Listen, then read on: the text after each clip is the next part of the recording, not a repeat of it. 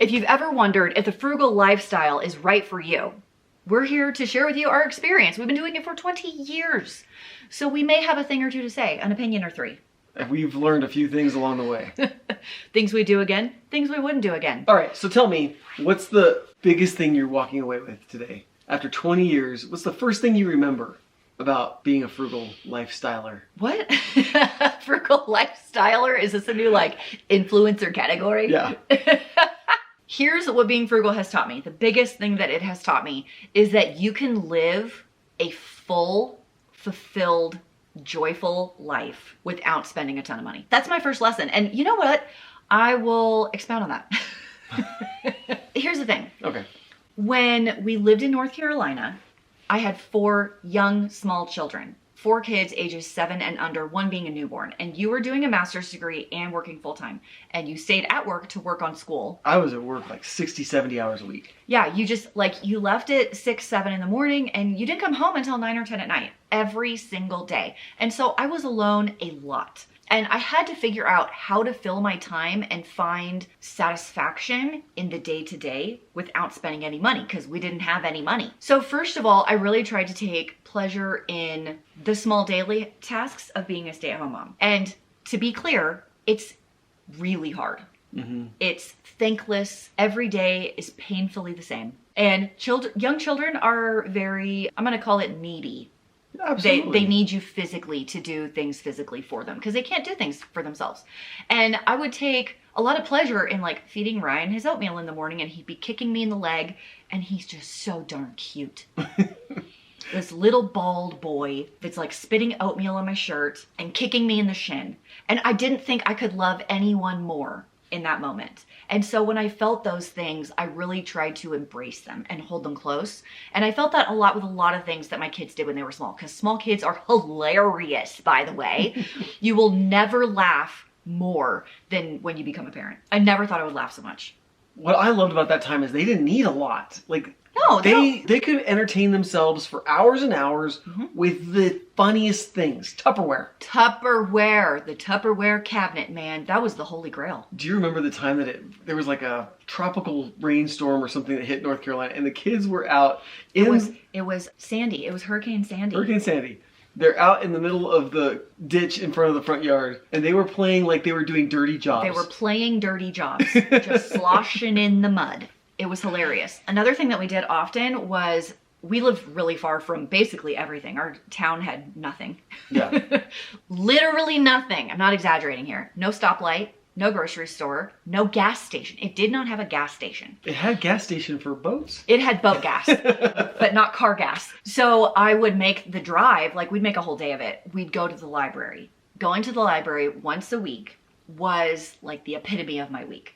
Because I got to sit there. They had toys for the kids, so the kids would play. Going to the library was the epitome of your week? The highlight. There we go. Was the highlight of my week. I had tons of hours to kill in the day. Yeah. He wasn't getting home until 10 at night, and I had a bunch of little toddlers and babies.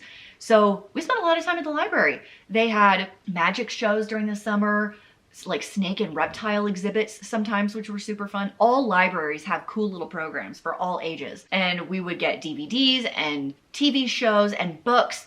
Oh my gosh, did I read a lot of books. What I'm saying about this lesson in particular is that I didn't buy anything to have a great time with my kids when my husband was busy and couldn't be there. We went to the library, for heaven's sake. They played in a ditch.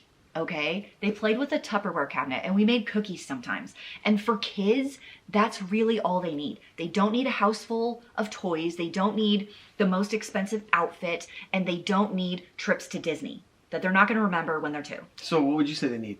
Time and experiences? I think they need time and love and a parent who's willing to be silly with them. Ooh, you do that really well, by the way. Well, I am a child at heart. It's actually not my forte, so I love that you do that. I'm pretty good at it now. Yeah, you are. And sometimes you get irritated at that because not everything can be a joke. But everything is a joke. If everything wasn't a joke to me, I would not be the woman you married. Oh. Okay, you give me a lesson. It is a double-edged sword. Can I just tell you? I don't know what you mean by that. You know what are the biggest lessons I've learned? What's that? In being frugal? When you have some cooking skills, going out to eat and fast food really has a low appeal. Ooh, that is so true. Don't you think? Well, I hate going out to eat because your food is always better. I'll pull that back just a little bit because we don't live in an area with really high quality restaurants. We got a Denny's recently and it's been the talk of the town for months. Enough said, okay? The bar's a little low. I wish I was joking. Listen, I'm not just blowing smoke up your whatever. What? What? I'm not just blowing steam. Where are you blowing anything? Just stop. Okay, listen, I'm not just making this up for video. Your cooking really is that good. I won't disagree with that. Home cooked meals taste so much better. I don't know if I'm just getting old or what, but like I get heartburn and all sorts of weirdness. I think you're just old. This is a true story. We went to Applebee's recently because I had a gift card and I was like, oh, I should go use up this gift card. It's just sitting here wasting money if I don't use it. So we go and I got something super basic like chicken with mashed potatoes. A salad. Is that what you get at Applebee's? No, that's not what you get at Applebee's. I could not believe how gross it was. How do you mess up chicken? I don't know. This is what you get at Applebee's. The chicken wonton tacos off of the appetizer menu. That's what you get. That's all you get. That's it. That's it. I got another one. Okay. DIY, not always worth the savings. I feel like there's going to be some finger pointing here. Should we talk about... Oh my gosh, I have so many. Okay, let me count the ways. Let me count the ways. No. I feel like all of our marriage fights have come down to home DIY projects. Weekend warriors, we are not. Okay, let me see if I can guess a couple. Golf clubs. It's always the freaking golf clubs. Golf club. Swear words. Brake pads. Which, by the way, I'd never learned my lesson because I have done the brakes on a lot of cars. Listen, the brakes are actually not that hard to do as long as everything works properly. The problem with DIY projects is nothing ever works properly. Something always goes wrong. This is also why we don't buy any more Fords. Frugal lesson number 3. We don't buy Fords. Boy, we learned some lessons on that one. We're going to have people coming for us in the comments. Even when you get it for dirt cheap. On that one. Do you know how many people are going to be mad that we just said that? Oh, I know. I know some Ford lovers, and I'm not friends with them. Listen, we've had 2. Come on, that was such a funny joke. Come on. Sorry, I was getting ready for my next one. Okay, sorry, go. Yeah, do it. We've had 2. We've had 2 Fords, I know. We got a good deal on one. We got a good deal on really both of them. We got a great deal on both of them, and then the Taurus started breaking early. 50,000 miles. And it's just like one thing after another, after another, after another. Lauren had a Taurus, and that one blew up. Dude. It's not good. What other DIY projects have I done that's been a mess? I don't want to talk about... You have another one? The natural gas conversion day. Oh.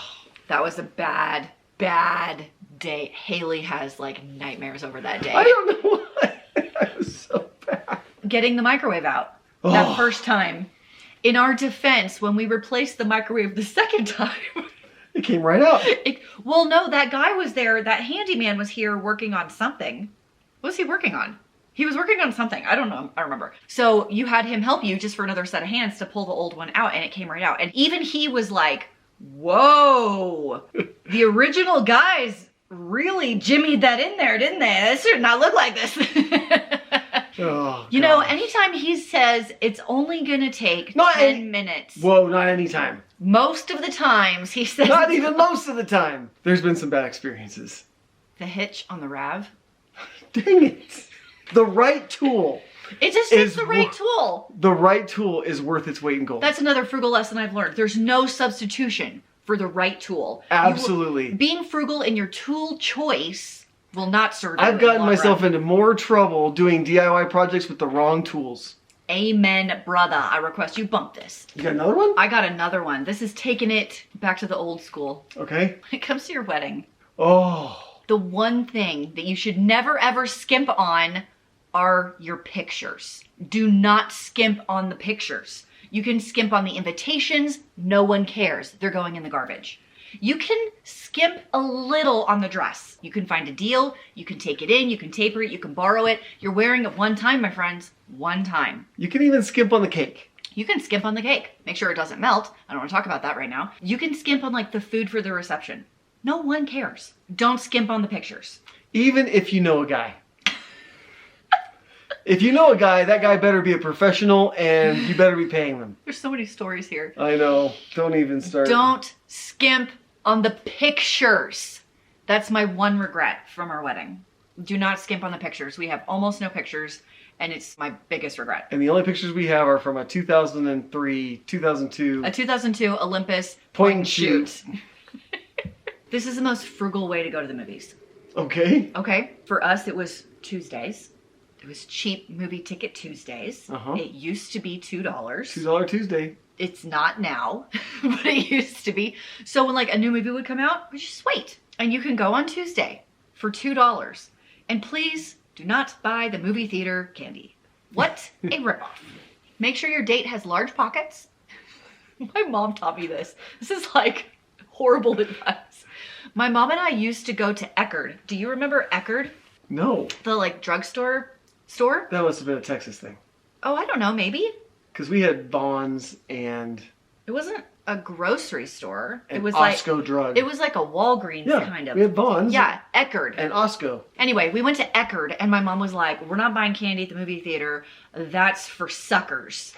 We're going to go and get the cheap ones and then like pad our jackets with boxes of candy. This is an episode of Seinfeld, right? Like all written over it. Did they do that? Oh, Yeah, he snuck his candy. That's right. This is a George Costanza, like to the T. Listen, this is how I was raised, and I will respect my elders, okay?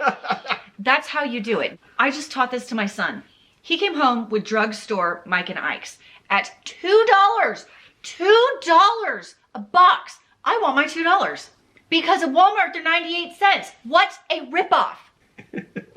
They jacked that price up by double. Oh, heck no. We bring our own candy to the movie. I will George Costanza that all the way to the bank. For the record, we haven't gone to the movie theater in like 3 years. Well, that's not true. We saw Maverick in the movie theater. Yes, but we paid for the candy there. We paid for popcorn. We did not pay for candy. We definitely paid for popcorn. We didn't take candy in. So you say. There's going to be some people really mad about the candy thing. I know. You know what's really interesting is I used to talk about sharing a Netflix password because my mom and I would do it. And then everyone got really mad at me. So I don't promote that anymore. You should pay for your own things.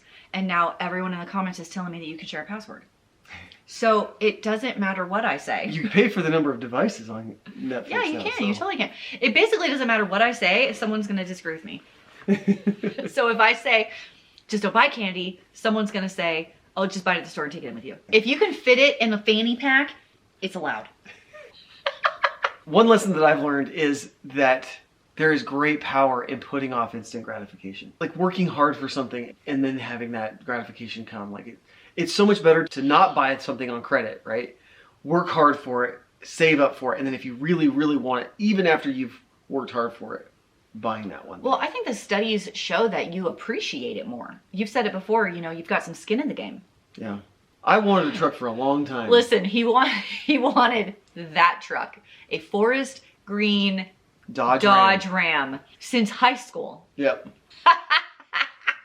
And then we got it, and we had it for a number of years. We got it, and we had it for 4 years. Yeah. And by the end of it, what were you saying? I was like, this wasn't the right truck.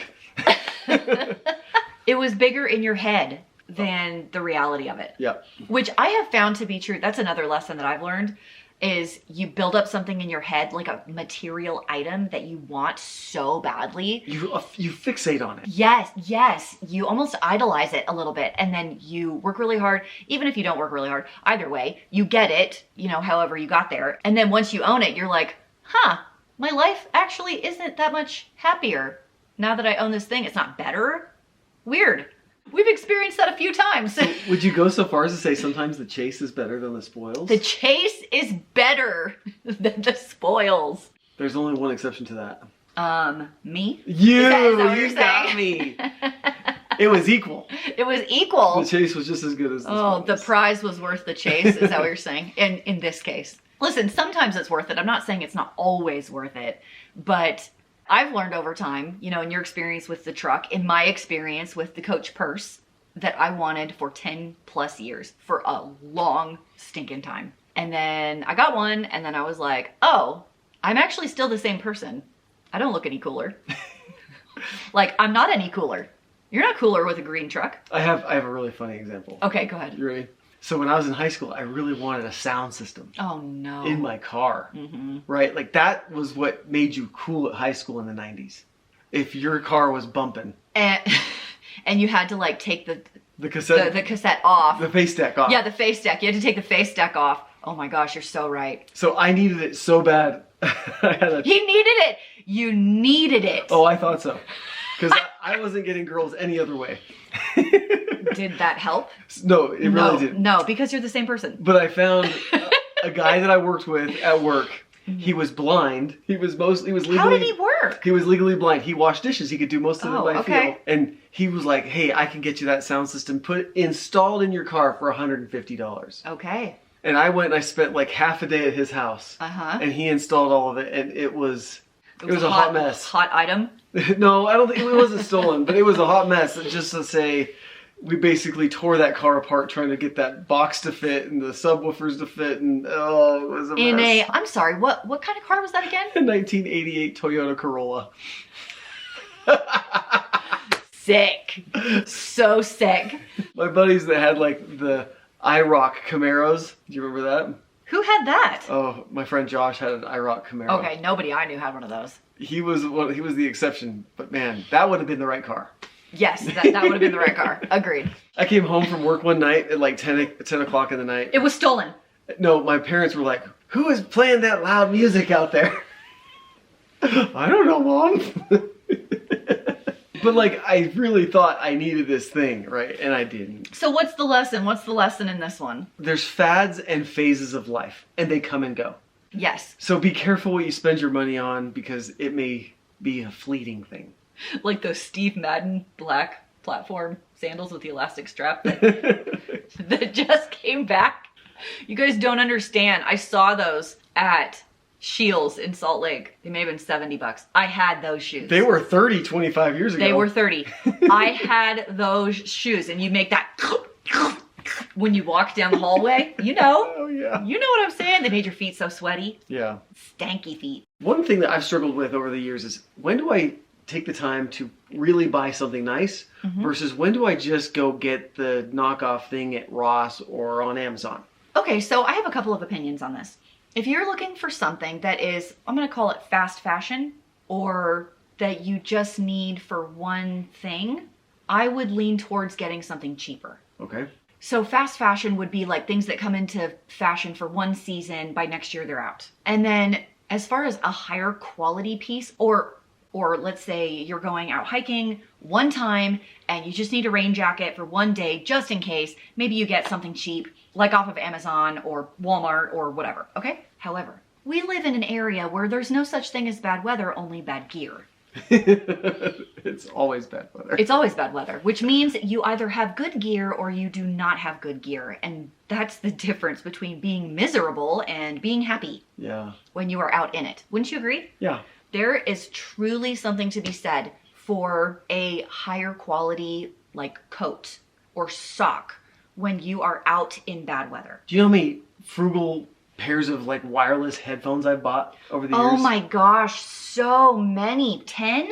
I bet you I'm at least at 10. How many dollars per headphone? Well, usually I was spending, $20. 20 times 10. So you're at $200 of garbage headphones that keep breaking, is what you're saying. I was. And I didn't realize how much time I spent in the gym with headphones in my ears. A lot. Yeah, a lot. And so when you think about how much time you spend doing that thing, that might dictate how much you invest in that thing. Yeah. Proportionally. I like that, yes. That's not to say you can't get a deal on expensive things. For example, I have a pair of Shocks headphones. They are not cheap. However, I think I got yours on lightning deal on Amazon Prime Day for half price. So instead of $130, they were, am I mathing that right? $65. Yeah. $65 is still a lot for headphones. It is. But it's a lot cheaper than $200 for crappy headphones that don't work. Yeah, I just think about all the money I've wasted on even like gym shorts. How many times did I go to Ross and come back with like gym shorts and gym shirt? That's a good question for people to determine for themselves. Yeah. Just like you said, how much time do you spend doing this thing? If you're a once in a while gym goer or a beginner and you're not really sure if you're going to stick with it, and you just need something that's going to work, that's, going to do the job for a little bit, that's probably fine. Yeah. But after years and years and years, he goes to the gym twice a day. Like you're working out for 2 hours a day, usually, with shorts you hated. I didn't love them. No, you had them because they were okay and they were there and they didn't fit great, but they were there. So I spent a little extra and got fewer pairs of shorts that fit really well. They're really stretchy, like they're kind of awesome. Yeah, I love them. So you don't need as many, you need fewer. So in the long run, you end up spending less. And you have less clutter. And you have less clutter. Social pressure is real. Oh man, I've got a great example of social pressure. Okay, go. Okay, we used to work at Boy Scout camp. Yes. Do you remember how many like fads and social pressures there were inside that like 6-week camp? Yes, what we learned in like doing Boy Scout camp is some things are only cool in that environment. Man. At Boy Scout camp, there Yeah. were a lot of things that were really cool only there. Yeah. And then you came home and then they weren't cool anymore. A special kind of shoe, or Yeah. maybe a special patch or a shirt. A walking stick. A pocket knife, whatever. So for that 6 weeks, we had some kids that worked for us that were like, I have to have that thing. Uh-huh.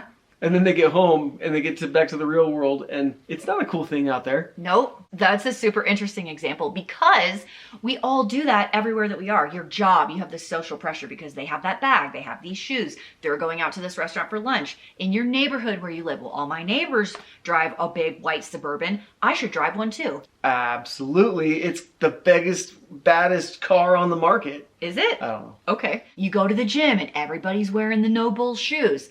So you gotta have the No Bull shoes, even though they only have one design. They are cool. Listen, I hated them for the first 2 years. They started branching out a little. Now I'm like, oh, those look really cool. They've grown on me. You've been brainwashed. I know. You've been brainwashed by the No Bull shoes. But you gotta watch out for yourself because that brainwash happens so easily. It does. It really, really does. So you have to be careful with the people that you hang out with and the groups that you hang out with and the location that you are. Because guess what? When you're at the beach cover-ups and tropical stuff is like super popular. And then you get home and you're like, wow, no one wears this to the public pool. I know. When you go to Vegas, everyone has gold leather pants. You know where else people wear gold leather pants? Nowhere. Only in Vegas. What's really funny is I've even observed this in the professional world. Oh, tell me more. In education, smart boards in the early 2000s Oh my gosh, were yes. all the rage. Yeah. And when I became kind of a director and I was in charge of that budget, that was the first thing I got cut out. And here's why. I actually taught with a smart board, loved it, but it was the shiny object that everybody had to have. Right.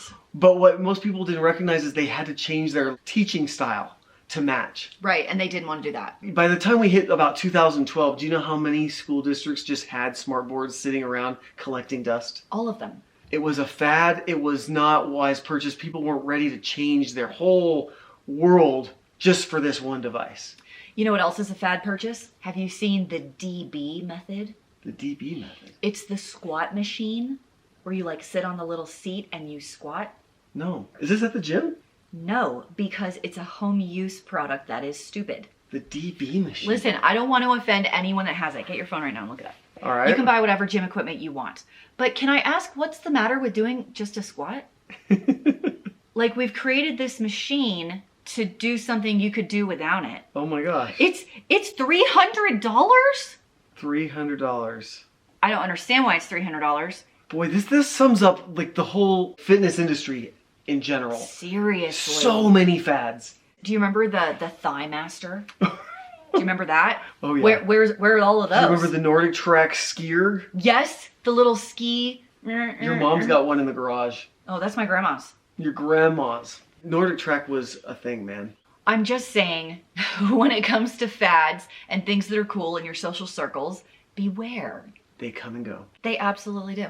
And everyone falls victim if you're not watching. Even me. Although I didn't fall for the DB method, the squat thing. Okay. Let's just do a regular squat. This might be unknown information. Okay. Brand new information. Okay? Sounds like something juicy. Are you ready? It is juicy. So when you're frugal, be prepared to be shocked. You can have anything that you want. That is something we've learned. Yes, you can have anything that you want. You figure out what it is that you want. You put it on your dream board or your whatever, your goal list, or I don't know, print out a picture and put it in your bathroom mirror, whatever, right? So you have a goal. You have something to aim for. You can save up. You can work towards it. Maybe it's not saving up. Maybe it's education. Maybe it's something else. And then you can find a deal on said item and you can have whatever you want. You just can't have everything that you want. So choose wisely. That has been a motto of yours for a while. You can have anything, just not everything. True story. I would like to reiterate that being frugal is not about being a cheapskate. It is not about not making a high income. It is about understanding the value of $1 and not wasting your money. So you can be frugal if you're kind of broke, and you can be frugal if you're wealthy. There's no difference. It's just a matter of how much money you bring home every day. But you can be frugal on this full spectrum, okay, of incomes, which I think is important. When we were on the broke spectrum of frugality, you could say, I had a bad experience when I was younger about bouncing a checkbook. That was back when there were actual checks and you actually bounced them and you had to go from store to store and like pay a bad check fee and then pay the bank every time they ran the bad check. It like was a crisis situation. This is before we were married. So after we were married, I have this like fear of that experience living in my head rent free. Okay. So I never ever wanted to feel that out of control again. Ever. So I'm the type of person that checks the bank account and sees what has cleared and reconciles my bank statements and account on the regular. I think this has helped me throughout the course of my life. Really? Yes, because it has given me the power of knowledge. When you know exactly what's going on with your finances, there is a lot of confidence that comes from that. Even if you're like, ooh, we got $2 before payday, but you absolutely know. You're not like, oh my gosh, I'm gonna overdraft. What are we gonna do? It's like, no, I can make it 2 days before I have to buy milk again. We can do this thing because you have the information. And that's something I've always done. I still do it. And I really, really like having the information. I like that feeling of control over the knowledge of what's going on. And so I would say to anyone, if you don't know your checking account balance every day, you don't have enough information. And there's some really good apps that help people with this. There's so many resources now that I didn't have when we were like newlyweds. You know how many times you've told me that story about the bouncing check, and do you know what you describe the looking at money as today? What? You've told me multiple times it's like a warm blanket. Yes. That knowledge just kind of helps you kind of calm down. Yes, it does. Even if the bank account is low. Listen, it's been low a lot, okay? But knowing what is there and knowing I get paid on this day, this is how much I get paid, this is what I have, these are the bills, is better than, oh my gosh, what's gonna happen? What bill's coming out today? I'm just gonna swipe a card and hope to the heavens that it will all work out. It probably won't. I don't know what's gonna happen. That feels so chaotic. That causes me stress. Yeah. And I don't want that in my life. Did you know that there's some people who have no idea how much they make, like what comes home in their paycheck? Really? Yeah. I have a ballpark figure. I don't have it exactly in my head. I could tell you. That's all you see when you look into my eyes. Dollar signs? I look into your eyes and I see dollar signs. The number. All you're worth to me is dollars. There's all that bacon. There is someone that we know who ended up passing. And at the end of this person's life, it was very clear that their things were more important than the people in them. Ooh. And I have learned quite the lesson from experiencing that because I didn't want to be like that. I didn't want things, anything, my house, my car, my clothes, to matter more than the people in my life.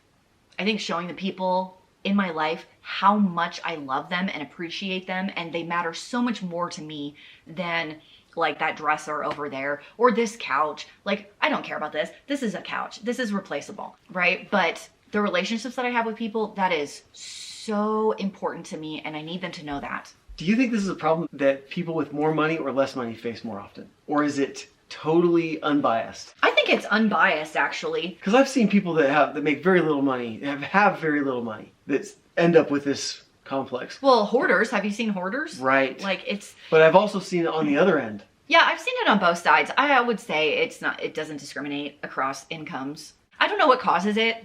I don't either. I will tell you, I think I have that tendency a little bit. That things matter more than people? Yeah. Oh, I don't think worry so. that happens to me sometimes. Don't worry, I'll knock it out of you. Would you just knock it out of me every time you see it? Just give me a Hawaiian punch. Don't worry about it. What I'm gonna do is I'm gonna get rid of everything. We're gonna be minimalists, and then you won't have any choice to love things because we won't have anything. Man, I love that. I'll let you keep the mountain bike.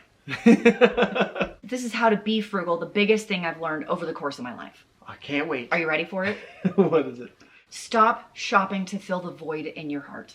Oh, isn't that something somebody smart says? Somebody smart just said that recently, and it's so true. It resonates with everything that we've been talking about. Like, why do you buy things? Because you're missing something in your life? Because you're bored? Because you wish you had better relationships? Because you don't have enough hobbies? You have too much time on your hands? Like, something's missing there, so stop shopping for fun. There's so many other things you could do. Yes, there's so many other things. And lastly, I would like to end with a frugal tip. Okay. Okay? Now, I'm from the South, so maybe this is where this comes from, okay? I learned this from my grandparents and my parents. For the love of all that is holy, do not throw the bacon grease away. You're gonna make me cry in my closet if I hear of people throwing away bacon grease. You know they sell it in a jar, this tiny little jar for like $8? Please, do not throw away your bacon fat. A part of my soul dies when I hear that. Your children will love you. Your children will love you. Your scrambled egg will love you. And then you will love them in return. And if you don't like to cook with the bacon grease, just put it in your Scentsy. Your company will never leave. Come on.